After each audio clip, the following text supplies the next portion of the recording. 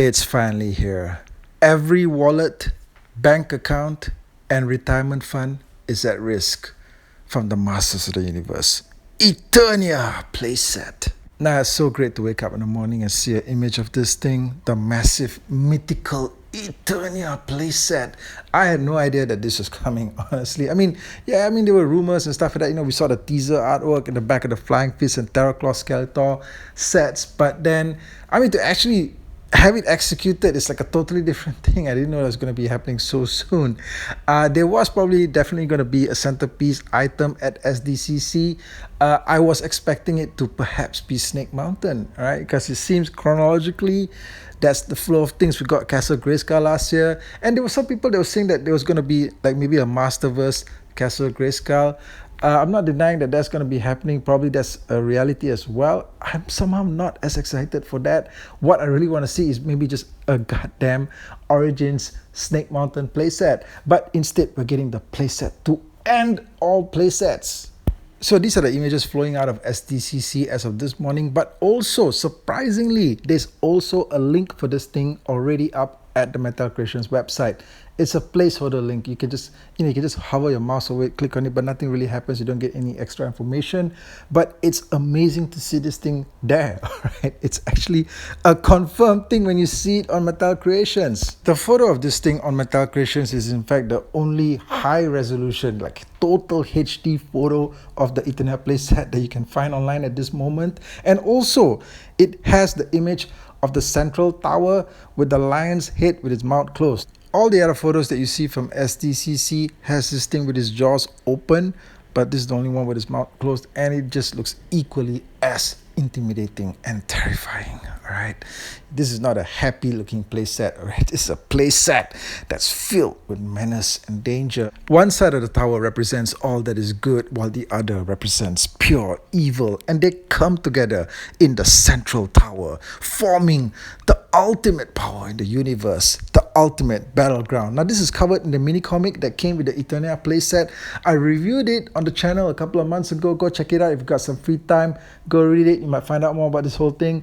And also, if you got the time, do take a moment to sign up as a member of the Retro Toy Escapades YouTube channel. I truly do appreciate your support. Your support helps this channel to grow, and that's what I want to see happen. I want this channel to keep on growing so that I can keep bringing you this content if you enjoy it. And I'll also be preparing a lot of exclusive content just for members. Right now, I've got the video review for the Roton. It's exclusive to the members section of this channel. And I'm also going to be working on a lot more stuff for the channel that's exclusive to members. So thank you for your consideration of support. Now, I don't know of anybody personally that has actually owned the Eternia playset for themselves.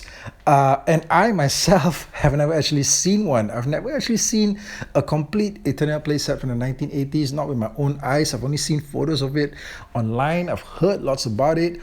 A couple of years ago, I remember that I had a collector friend who was like traveling back and forth between Malaysia and Indonesia for work. And at one particular occasion, there was a toy convention that was taking place someplace in Indonesia. And he went there, like he traveled there, like he took a day off from work just to get down there in the morning. It took him some while to get there. He told me that it was like a long train ride, and he got down there, and there was actually in fact a complete Eternia playset on display.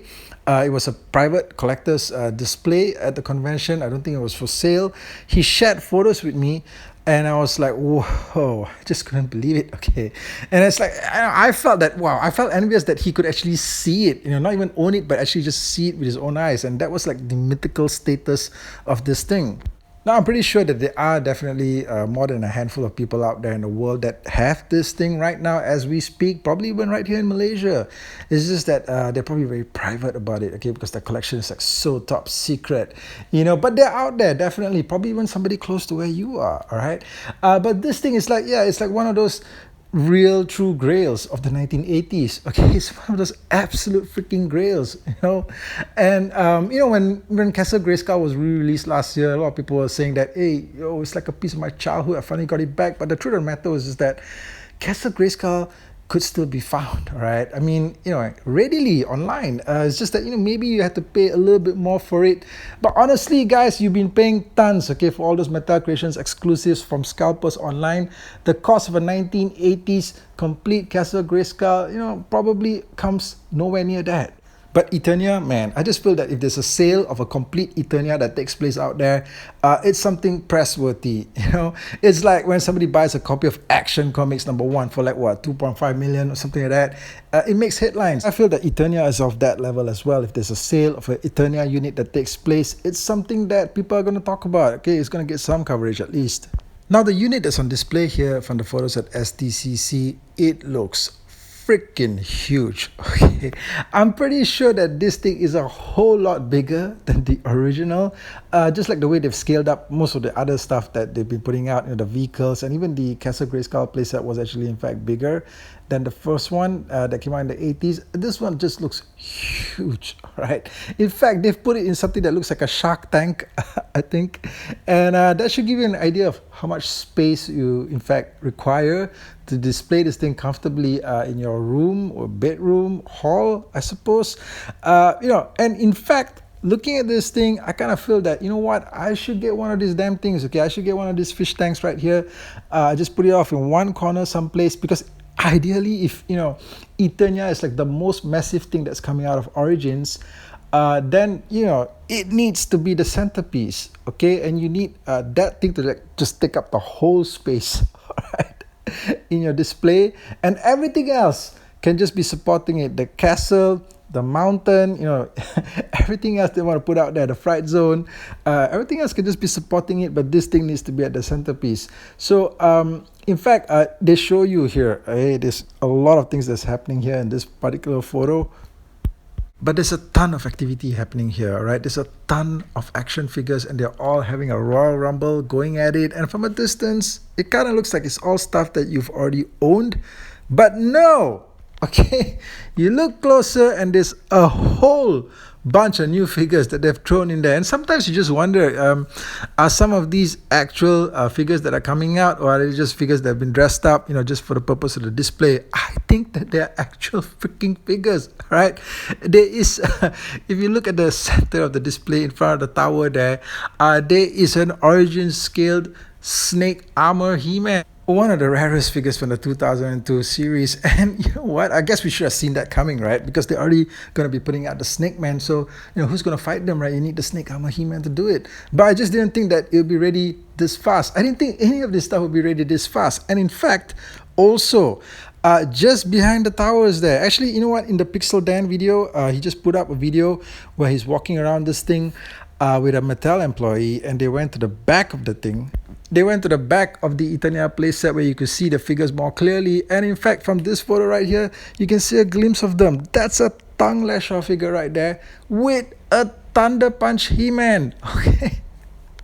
The Thunder Punch He-Man is ready. All right, which means that the Dragon Blaster Skeletor is coming too.